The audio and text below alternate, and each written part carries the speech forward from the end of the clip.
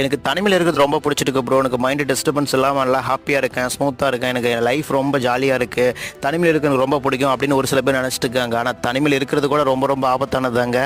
அது எப்படின்னு கேட்குறீங்களா?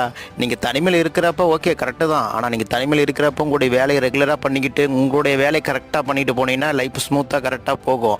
ஆனால் அதை விட்டுட்டு நீங்கள் ஏதோ ஒரு மொபைல் யூஸ் பண்ணுவீங்க தனிமையில், அதுலேருந்து தேவையில்லாத ஹேடெல்லாம் வரும் மால்வேர்லேருந்து, அதை நீங்கள் ஓப்பன் பண்ணி போவீங்க, தேவையில்லாத வெப்சைட்டுக்குள்ளே போய் அது மூலிமா பான் வீடியோ பார்ப்பீங்க, தேவையில்லாத மாஸ்டர்பேஷனுக்கு அடிமையாவாங்க ஒரு சில பேர், தேவையில்லாத அந்த பான் வீடியோக்கு அடிமையாவாங்க.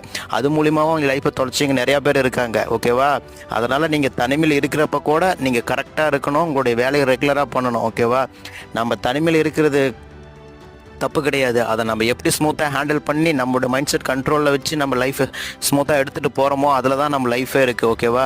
அதனால் தனிமையில் இருக்கும் போது கூட தான் ரொம்ப ஜாக்கிரதையாக இருக்கணுன்றதுக்காக தான் இந்த வீடியோ. ஓகேவா? ஓகே நண்பா.